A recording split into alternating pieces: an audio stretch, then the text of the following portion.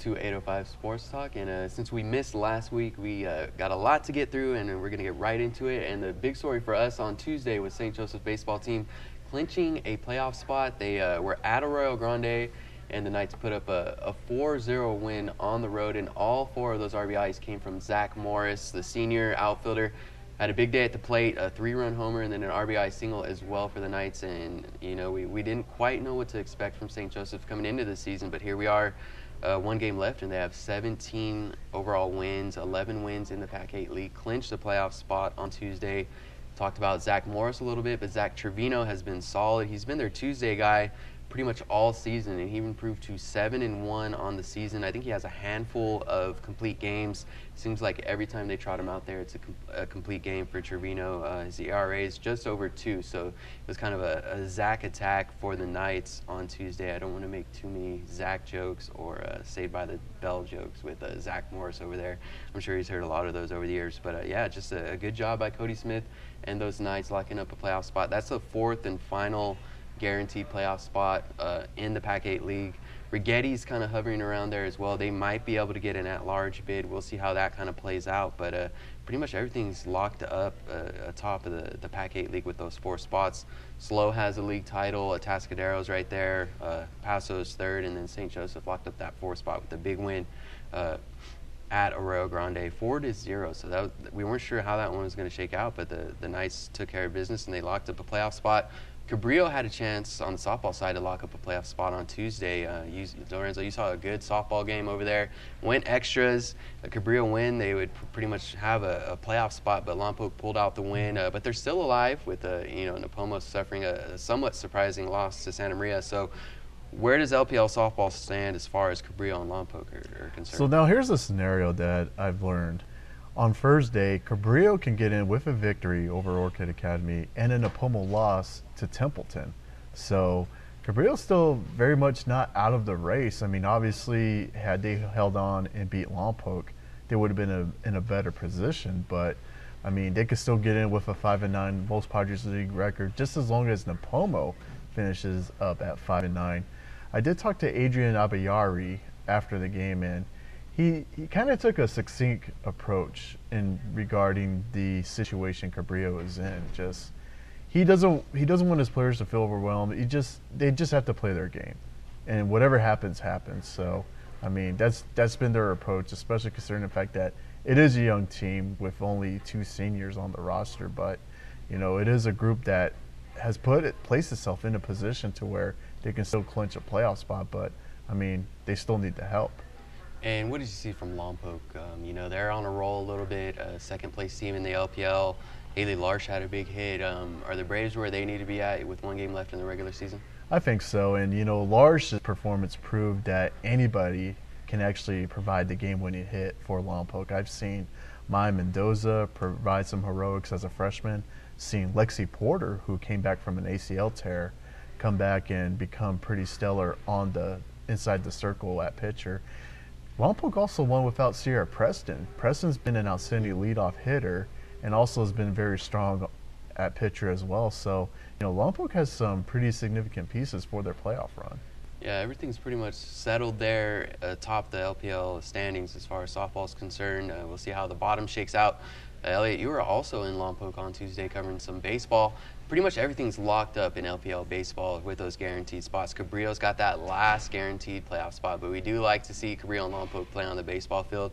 We've seen some, theatrics there before, but it was pretty much a routine victory for these Braves as they kind of, they're locked into 2nd place there pretty much. Templeton has the league championship all squared away. What did you see from both of those teams? Do they look like playoff contenders? I mean, it was a 12-2 win for Lompoc. Is Cabrillo still trying to figure things out this far late in the season? What did you take away from Tuesday's game? Lompoc is a strong team. Nobody's been able to beat Templeton in baseball or softball this year, really. But Lompoc looks really good.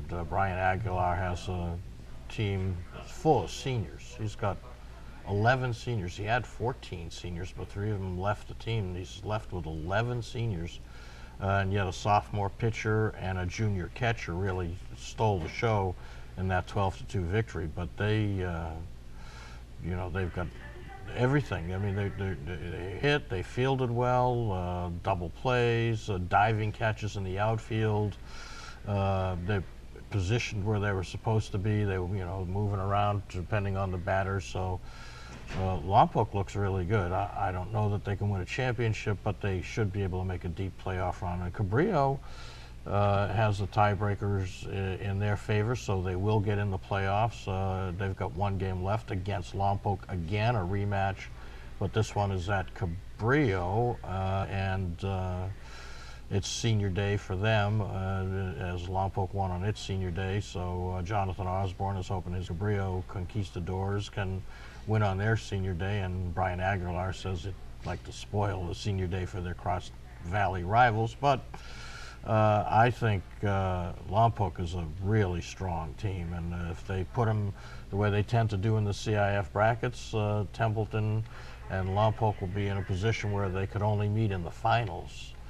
And that would be an interesting thing to see, and it could happen. So I think Lompoc will make a good run. They had everybody hit. A lot of guys, 6 guys I think had 2 hits. So they were really strong. Yeah, and I think when it comes to the playoffs, any coach wants to have that starting pitching, and I think the Braves do have that. Ruben Cortez no-hitter last Friday against Napomo.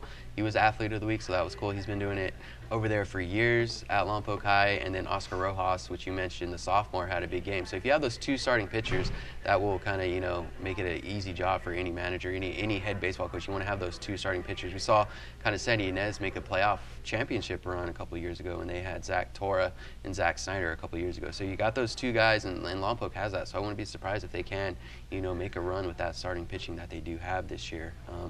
Moving to the Santa Maria Valley and seeing if we will see any other Santa Maria Valley baseball teams make the playoffs. It's going to come down to Righetti, and then Santa Maria is on the brink. If they want a playoff spot, it's going to have to be an at-large spot in Division 5.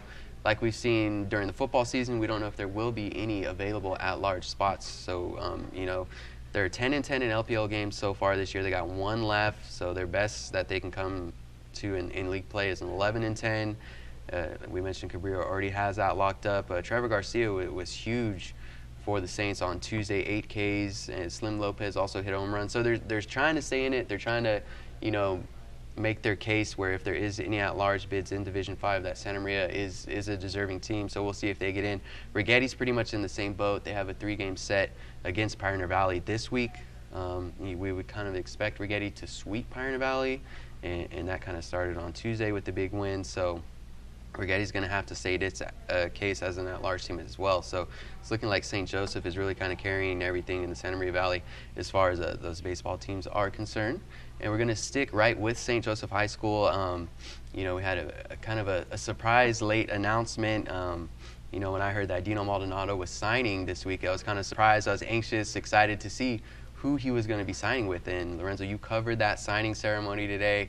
And can you kind of fill us in on where Dino's going and what to expect, for his future? The joke was he was going to sign with Alabama, but until he put on the Portland State polo, and that signified where he is going to go, Portland State. So him and JoJo Walker are actually going to be neighbors. And not only that, check this out, he's going to be rivals with some of his former teammates, Tim Miller, CJ Cole, Fenton Will. They're all in the Big Sky Conference. But, as far as Maldonado and Portland State is concerned, I mean, it's definitely a case of just seeing how perseverance and just staying in faith about possibly being a college football athlete, let alone a Division I athlete, it does pay off. And even though Portland State, you don't really hear about them offering guys late, I have seen Big Sky teams before pull this off. I mean, UC Davis has offered guys late in the past. We've seen Cal Poly also offer guys late, and same thing with Sacramento State. So, it's a good scenario for Dino. Now, granted, he is going to a program that went 0-11 last year, but he did tell me that Portland State does run a similar offense to what St. Joseph likes to do. It's a lot of shotgun, a lot of spread. The quarterback doesn't need to run unless he's feeling pressured. So, I mean, sounds like a good, perfect storm for Dino. Now, we've seen undersized quarterbacks kind of getting attention, and Dino's probably right around 6 foot. there. Do you think we're kind of seeing a shift where, coaches, especially, Big Sky FCS coaches, aren't always looking for those prototypical kids? We see Baker Mayfield going number 1 overall in the NFL draft. He's barely over 6 foot. Do you think we're kind of seeing coaches overlook, that height situation? Well, here's what you got to consider. The Big Sky Conference is one of the few Division I leagues that tend to throw outsiders. They just want guys who fit the bill, guys who are eligible, guys who are stellar and academically, also has good enough stats and a good enough resume in Friday nights to warrant the case that they could play at that level. I mean, there's another example is Weber State. They have Jake Constantine. Jake Constantine is barely 6 feet tall as well, and he just recently signed a late letter of intent there. So I don't want to feel like that it is a size thing that more and more teams are gravitating toward, because I truthfully feel like a school like Oklahoma, even though they has success with Baker Mayfield, they're still not going to overlook that 6'5" or 6'4" gunslinger. Okay. Whereas, I mean, in the Big Sky, Cal Poly runs an offense where, I mean, it's really an athletic quarterback, and you don't have to be 6'3", 6'4" to run that offense. So I feel like Dino is still in a good position. Maybe he might grow a couple of inches when he's at Portland State, but to me, I feel like size still to this day is an afterthought, especially in that realm. When do you think we'll see him on the field? Do you think at some point we will see him on the field over there at Portland State? How soon? How do you think he's going to need? I give him a couple of years. Okay. I give him a couple of years, but check this out. Portland State opens the year at Nevada, and we know Nevada has plenty of 805 guys.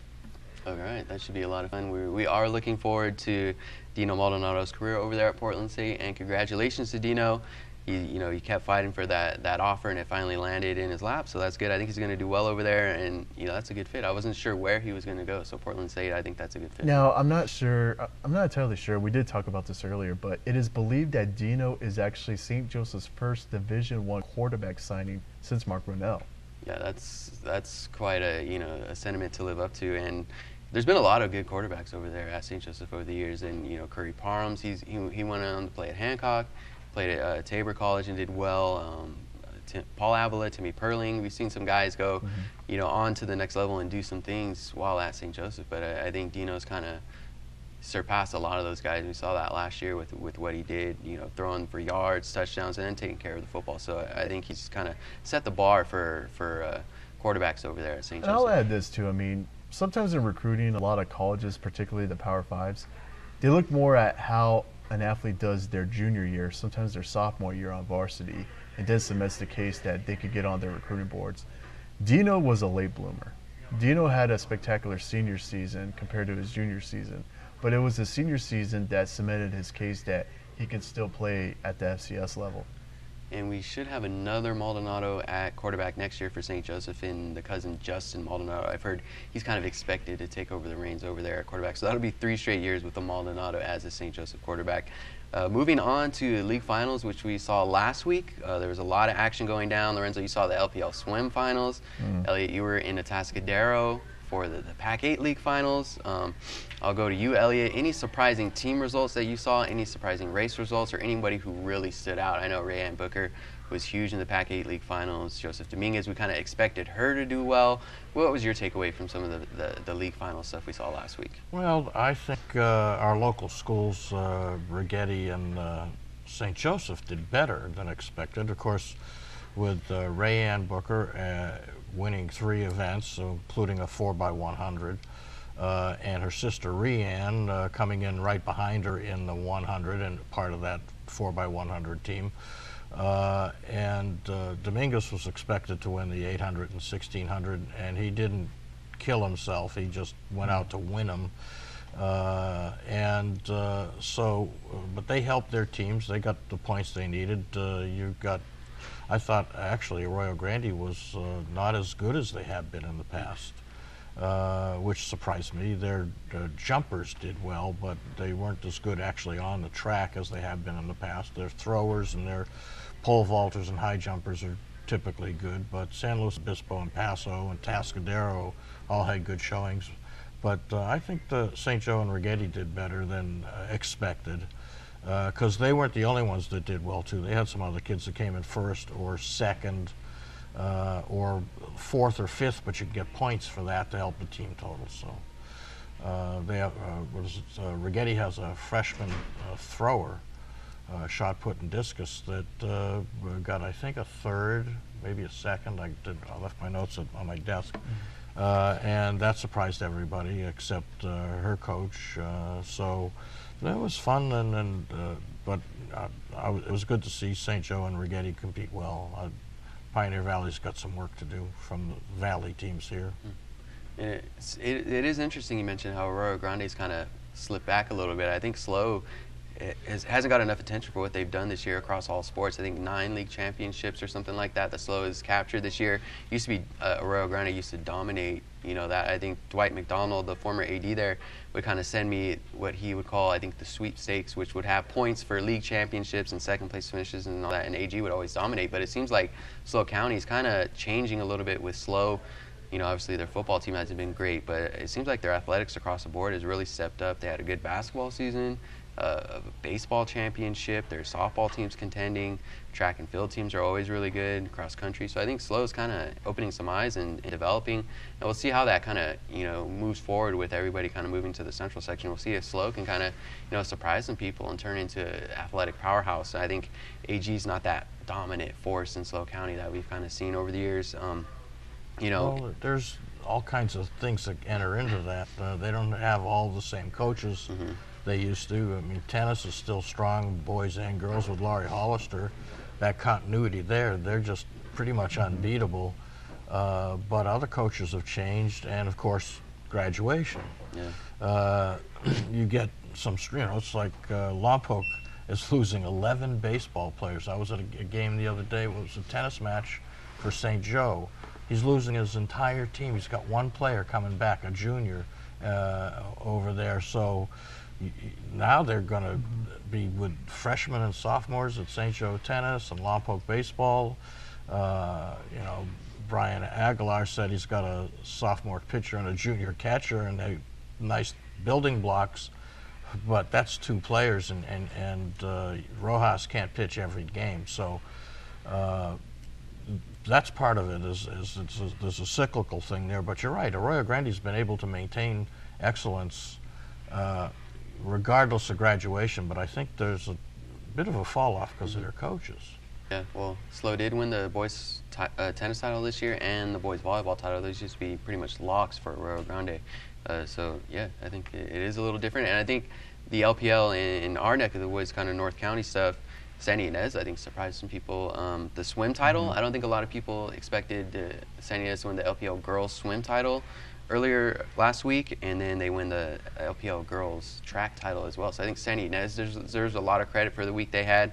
Lorenzo, you covered some of that LPL stuff. Lompoc boys, they take the boys track title, even though they don't have Shamar Savage at the finals, which is a whole nother story. I think Cabrillo's girls had a string of swim championships, so there's some surprising stuff in the LPL. What did you kind of take away from league finals week, for the Lompoc Valley and the LPL as a whole?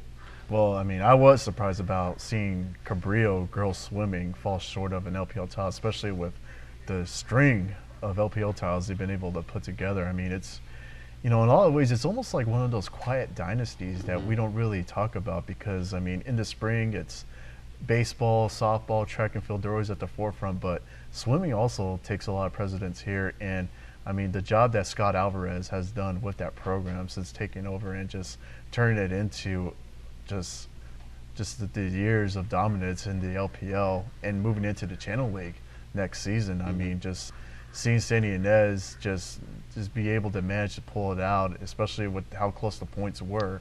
I mean, that was really like the thing that stunned me the most, being at that swim meet. Napoma was as good as advertised. I mean, just from the medley relay teams to some of the individual marks, Napoma really has placed itself in a position where they'll fare well in the central section, going against the likes of Clovis West, going against Buchanan, another school that's been very prominent on the swimming end. Also some of the Porterville schools as well, like Granite Hills. In fact, I think it's Granite Hills that hosts the central section swimming finals. I also will add Haley Calderon of Lompoc High. I feel like that she's become the swimmer that's bringing back the enthusiasm for swimming at Lompoc High, especially considering the fact that she broke her own record at the LPL meet.